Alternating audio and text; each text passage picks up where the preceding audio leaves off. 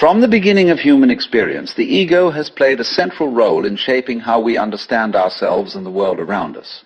It whispers stories about individuality, identity, importance, and separation. It builds the illusion of a solid I at the center of consciousness, a fixed observer behind the eyes, trying to control the shifting landscape of life. In the previous explorations, we examined the birth of the ego, the illusion of separation, and the ways in which this sense of self can dissolve into something wiser, more expansive, more peaceful. But there remains one final stage, a return home. Not the dissolving of the ego into nothingness, nor the complete abandonment of identity, but the integration of everything you have learned. The journey is not linear. In truth, it is circular. The beginning and the end meet in the same place, awareness itself.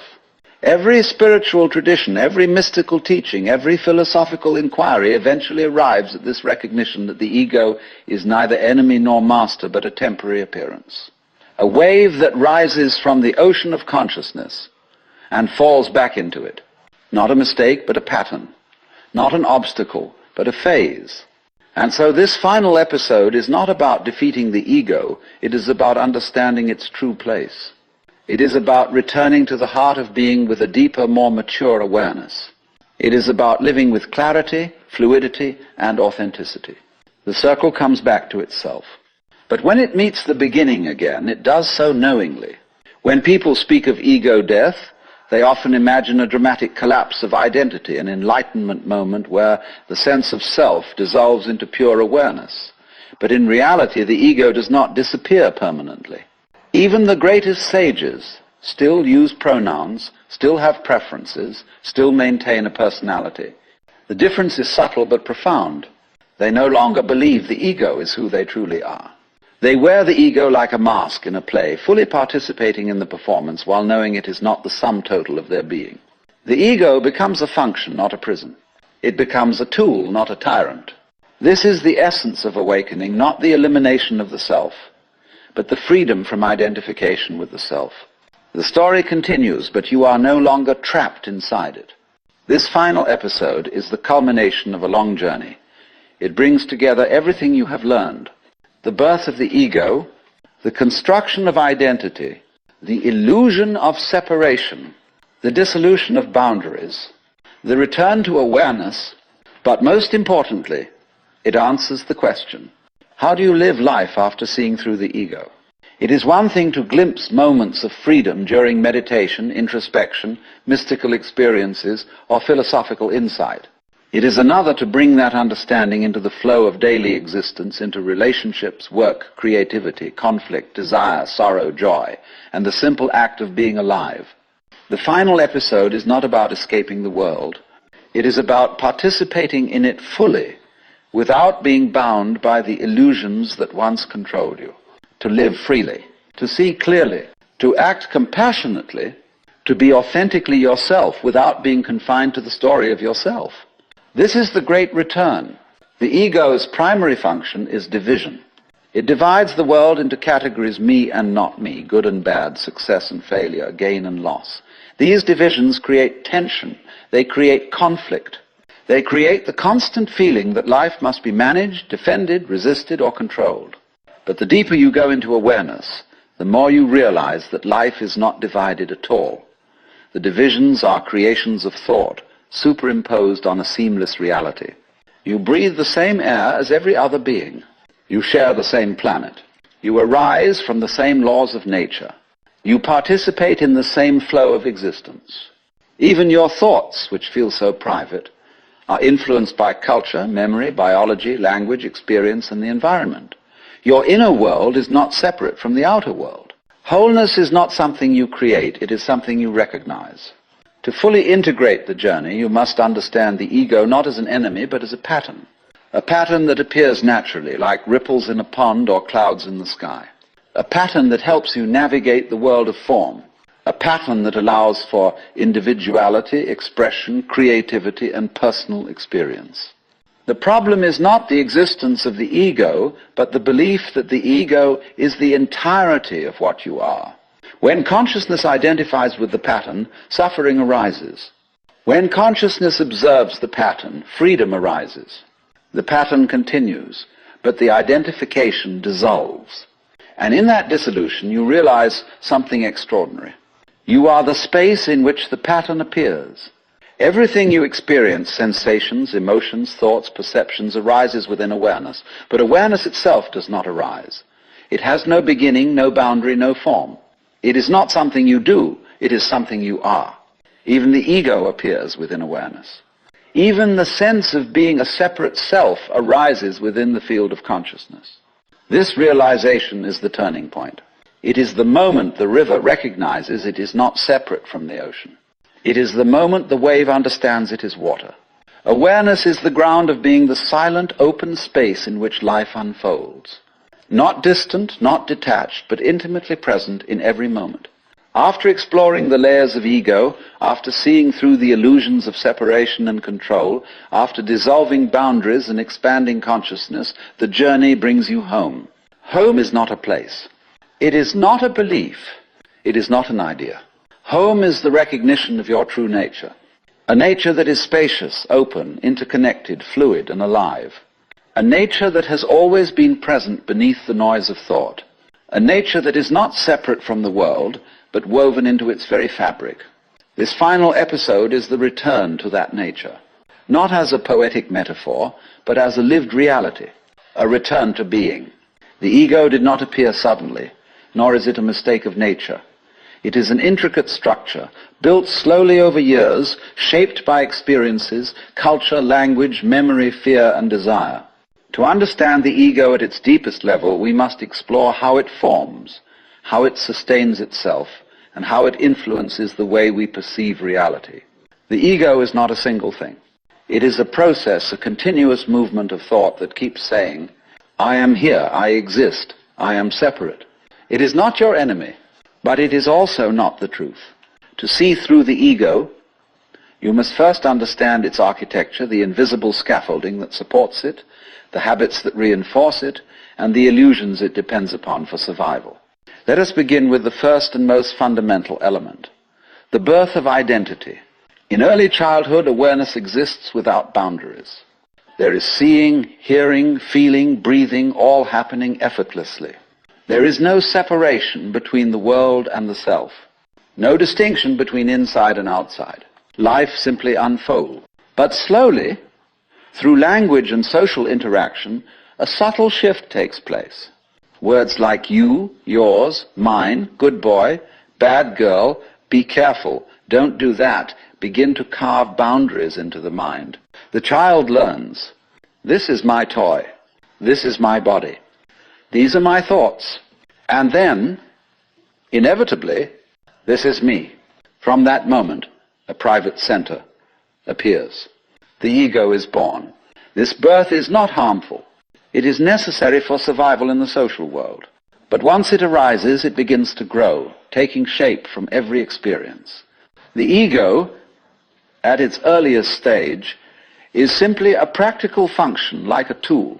But eventually the tool becomes the master, and the child becomes the one who carries the weight of a self-image they never consciously chose.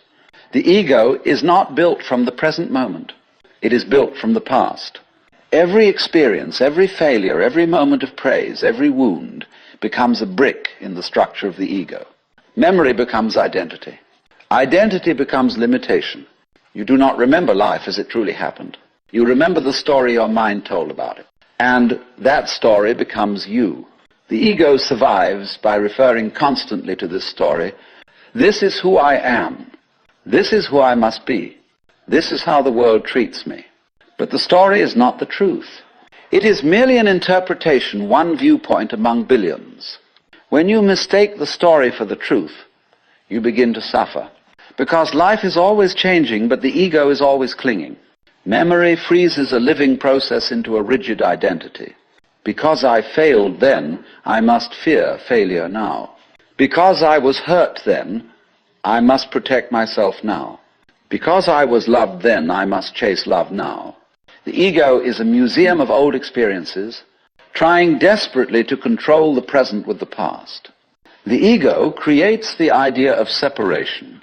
It draws a line between self and other, inside and outside, mine and yours, friend and enemy, safety and threat. This boundary is not physical. It is psychological. The ego believes, if I do not protect this boundary, I will disappear. This belief shapes nearly all human behavior. The need for validation, the fear of rejection, the desire for status, the instinct to defend opinions, the compulsion to be right, the fear of vulnerability, the obsession with control, all of this comes from one assumption: I am separate. Yet the boundary is imaginary. It exists only in thought. It has no independent reality, and yet it becomes the central lens through which life is interpreted. When the boundary feels threatened, the ego reacts with anger, with withdrawal, with defensiveness, with pride, with fear, with anxiety, with the need to escape.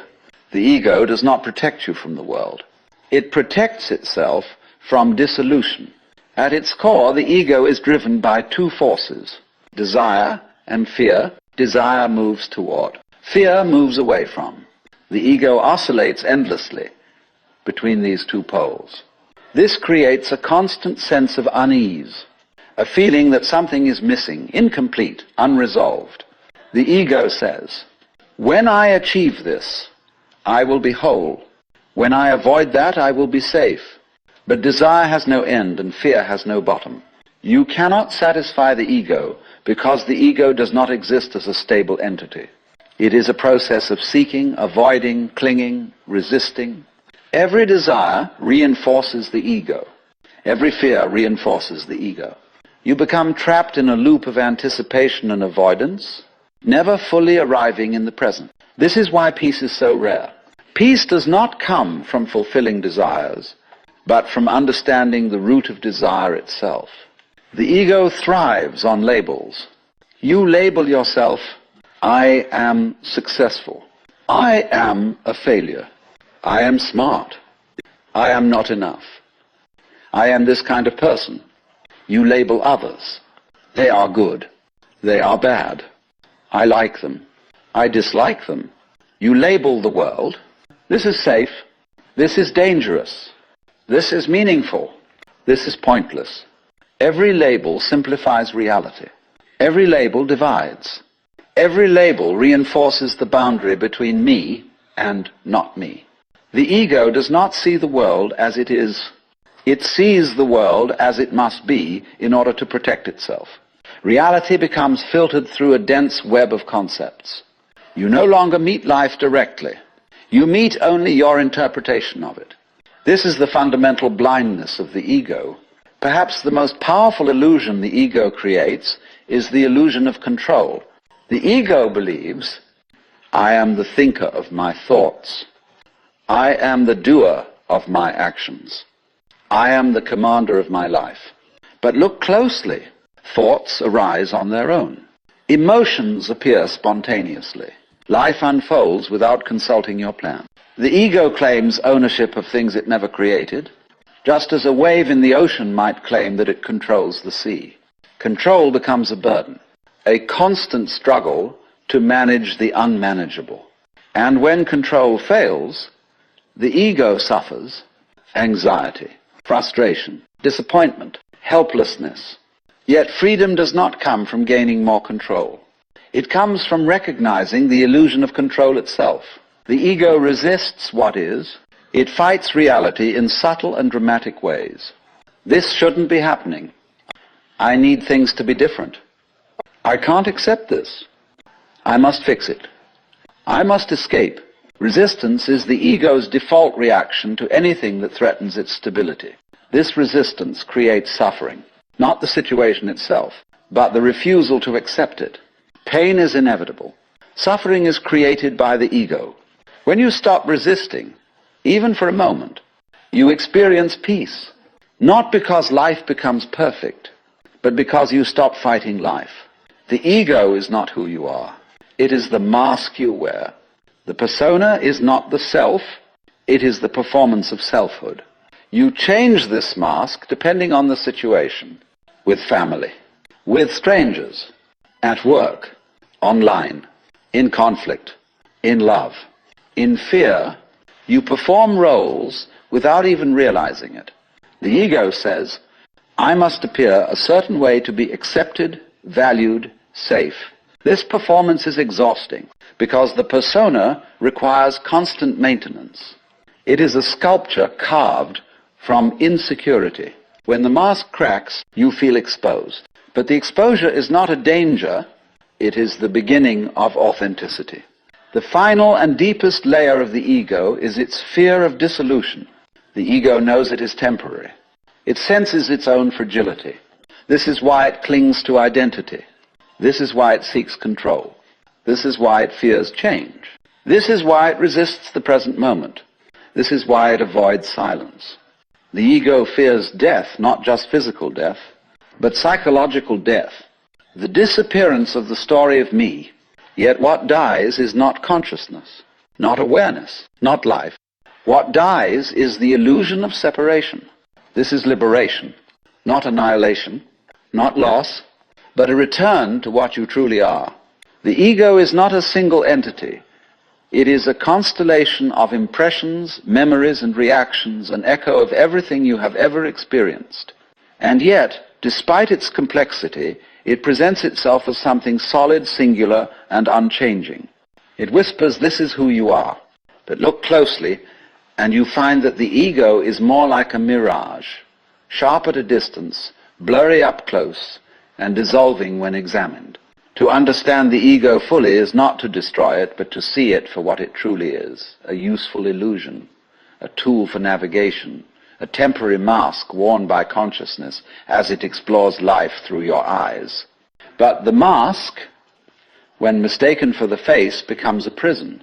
And part 3 is about noticing the walls of that prison, how they were built, how they are maintained, and how easily they crumble when awareness illuminates them. Emotions form the inner scaffolding of the ego. Fear is the foundation stone. Desire reinforces the walls. Pride guards the gates. Shame hides in the shadows, controlling everything from behind the scenes. Your sense of self is shaped by the emotions you cling to and the ones you try to escape. But here is the paradox. The emotions you run from often define you more than the emotions you embrace. Fear whispers, you must protect yourself. Anger says, you must defend yourself. Desire insists, you must complete yourself. Each emotion adds another layer to the identity you believe yourself to be. But emotions are not personal. They arise and dissolve like weather. They belong to the universe, not to the ego. You feel them, but you do not own them. Once this becomes clear, the emotional intensity of life begins to shift. You stop drowning in waves and start observing the ocean. The ego cannot survive in the present moment. To remain real, it must exist between what has happened and what might happen. Its home is the past, its anxiety lives in the future, and its greatest fear is the now. In the now, the ego fades like a shadow in direct sunlight. It is in time that the ego draws its strength. Regret confirms its roots in the past. Worry stretches its influence into the future. Ambition offers a promise of becoming. Memory provides continuity. Without time, the ego loses its narrative, and without a narrative, it loses its identity. This is why the practice of presence is so threatening to the ego. Not because presence is dangerous, but because it reveals that the ego has never been the author of your life, only the commentator. When presence deepens, the story collapses, and what remains is something far vaster than the character you once believed yourself to be. The ego is not created in isolation. It is shaped in the presence of others. Every compliment, every criticism, every expectation from family, school, and society adds another layer to the identity you carry. In many ways, the ego is a social performance. You play roles without realizing it. The responsible one, the strong one, the misunderstood one, the gifted one, the broken one, these roles give the ego stability. They make life predictable. But they also limit the natural fluidity of your being. When you look at others, the ego constantly compares. Am I better? Worse? Enough? Too much? Comparison is the ego's fuel. Without comparison, it cannot define itself. But comparison also isolates. It transforms life into a competition instead of a dance. When you awaken from comparison, something miraculous happens. You stop needing to be someone in the eyes of others and begin experiencing life as it is, without the burden of performance. The ego began as protection. When you were young, vulnerable, and dependent on others, the ego collected strategies to keep you safe. Don't show weakness. Don't speak your truth. Don't trust too easily. Don't let them see who you really are. These strategies were useful ones, but like childhood clothing, they no longer fit. The shell that once protected you now restricts your growth. And the fear of dropping the shell is simply the fear of returning to your natural open state. The ego is terrified of openness, because openness is freedom, and freedom dissolves boundaries. Yet openness is your true nature. Openness is what remains when the shell cracks. One of the ego's strongest illusions is the belief that it is in control. But look closely. Do you choose your thoughts? Do you decide which memories appear? Do you command your heartbeat, digestion, or emotions? Life moves through you. Awareness perceives the movement. But the ego imagines itself to be the conductor of a symphony it cannot even hear fully. This realization is not disempowering, it is liberating. For as long as the ego believes it is in charge, life feels like a burden, a constant effort. But when you recognize that life flows on its own, without pressure or force, a deep trust emerges. Control fades. Effort softens. Peace enters. Not because you gained power, but because you surrendered the illusion of control. Impermanence is the ego's greatest enemy. Everything the ego clings to, identity, possessions, relationships, beliefs, eventually slips away. Instead of adapting, the ego fights. It resists change. It denies aging. It avoids endings. It fears death. But impermanence is not a flaw in the universe, it is its most essential quality. Nothing fixed can be alive. Nothing unchanging can grow. The ego's resistance to impermanence is the root of most suffering. And yet, the ego itself is impermanent. It shifts, adapts, dissolves, and reforms constantly. The self you believe yourself to be today is different from the self you believed yourself to be 5 years ago. To see this clearly is not to erase the ego, but to recognize that it was never meant to be absolute. It was meant to be flexible, fluid, and playful, not rigid, fearful, and confining. When the ego begins to loosen, certainty dies. Not in a violent collapse, but in a gentle softening. You no longer cling to fixed beliefs, rigid identities, or absolute perspectives. You realize that certainty was a cage disguised as stability. In its place rises a more peaceful quality, clarity. Clarity does not require rigid beliefs. It does not require constant defense. It simply sees. Clarity sees the world as interconnected. It sees identity as fluid. It sees life as a process, not a possession. And in this seeing, the burden of certainty dissolves. As the ego loosens, you do not lose yourself. You gain access to more of what you truly are. You become less reactive, more present, less defensive, more open, less afraid, more alive. Wholeness does not mean perfection. It means integration. It means living as a complete being, not fragmented, not isolated, not bound by illusion. Wholeness is what remains when the ego relaxes. Even as we explore the layers of the ego, there is a deeper horizon that the mind cannot fully grasp. The ego insists on boundaries. I am here, the world is out there. But as we peel back each layer of identity, each story the mind tells itself, a subtler truth emerges. The boundaries were never as fixed as they seemed. We move through life believing that we must define ourselves through contrasts. I am this, I am not that. Yet every thought, sensation, and emotion flows through a broader field of awareness. The world is not an external stage on which a separate self performs. It is the living fabric from which the self arises. This realization can feel disorienting at first. Without the usual markers of me and not me, who are we? The answer is not a fixed identity, but a living participation in existence itself. You are simultaneously wave and ocean, form and formlessness, observer and observed. The ego often clings to desire as a proof of selfhood. I want this, it whispers, and because I want it, I exist. Yet desire is not a chain, it is a mirror. It reflects back the illusions and attachments we carry. To live fully beyond ego is not to reject desire, but to see its nature clearly. Observe it as you would a passing cloud. Desire rises, changes shape, and fades. It is not inherently harmful, it is a signal, a message about what the mind seeks, a guide rather than a prison. Attachment, on the other hand, is desire gone rigid.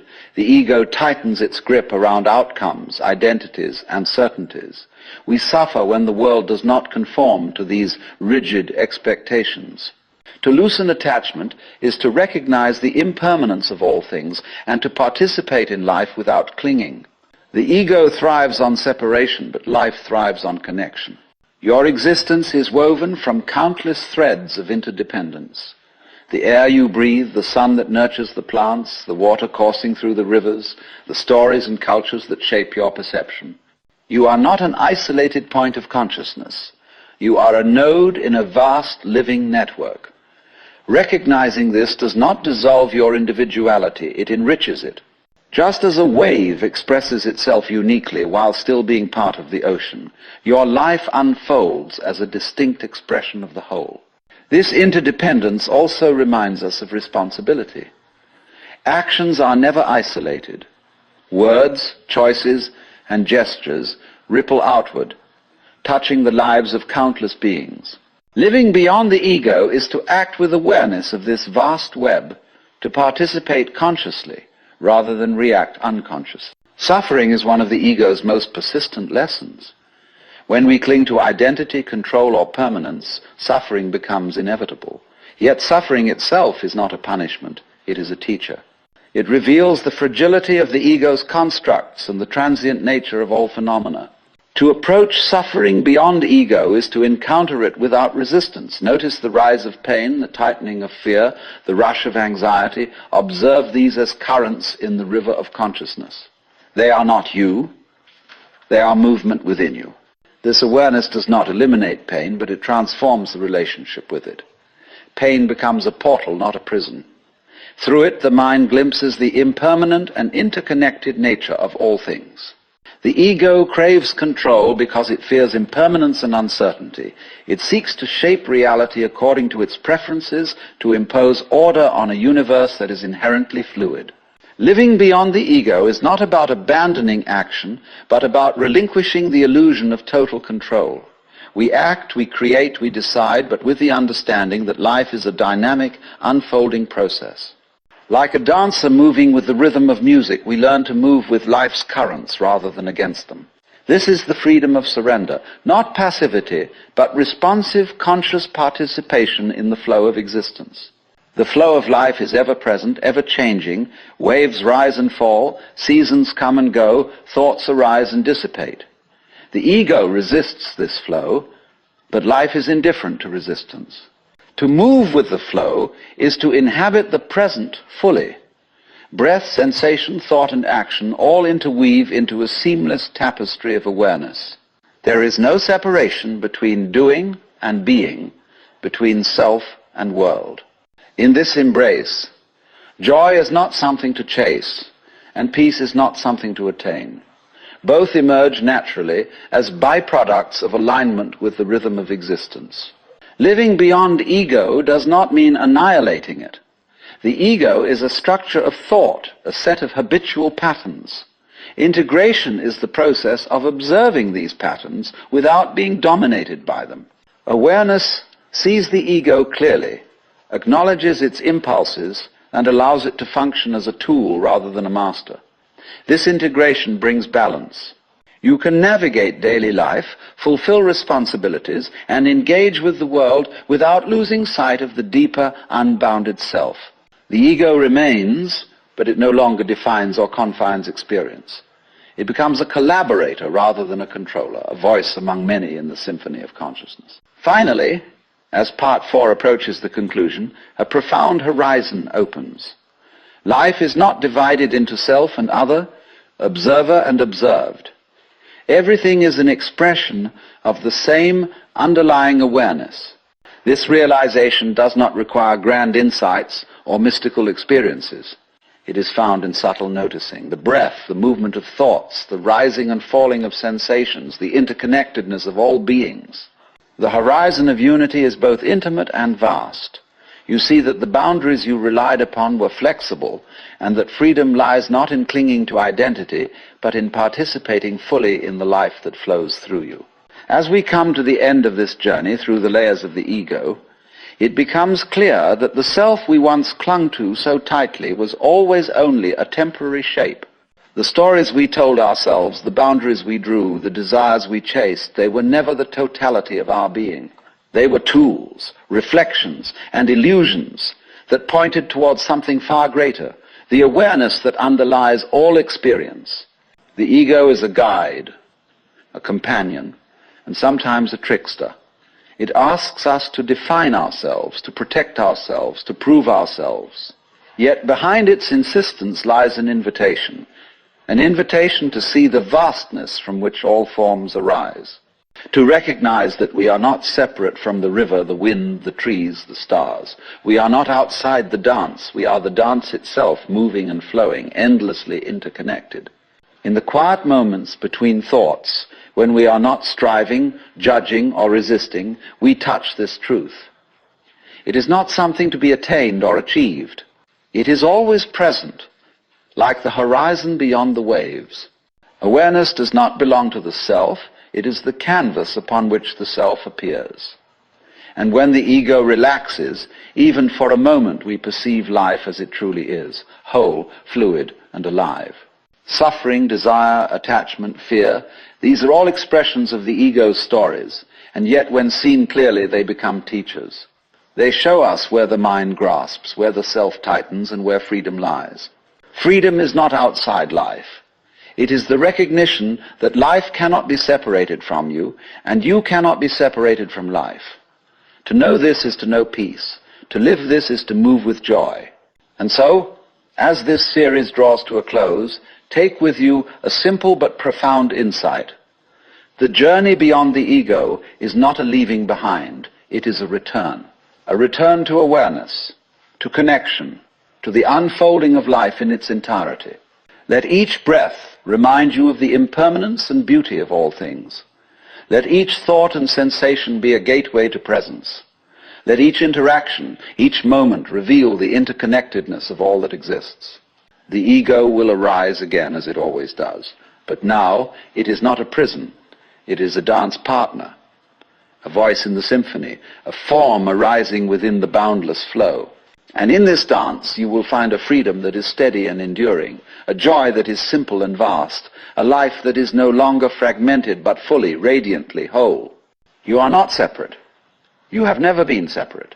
And in this realization the world unfolds before you, limitless, mysterious, and profoundly alive. Take a moment now in this quiet space to feel your own presence. Notice the rhythm of your breath, the flow of sensations in your body, the rise and fall of thoughts. You are part of this living universe, inseparable and whole. In the days ahead, you may notice the ego returning its worries, its comparisons, its desires. Let it arise without judgment. Watch it as you would watch clouds drift across the sky. Do not cling, do not resist. Simply observe and allow the underlying awareness to remain steady. Practice small moments of presence. When you eat, walk, speak, or listen, notice the connection between yourself and the world. Let each experience, no matter how ordinary, remind you of the unity that flows through all things. Remember, the journey beyond the ego is not a distant goal. It is found in the everyday, in the ordinary, in the simple act of noticing.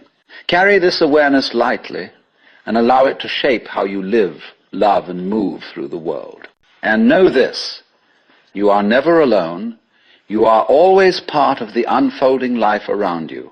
The freedom, joy, and peace you seek are not somewhere out there. They have always been within, waiting for you to recognize them. Breathe, observe, flow, be.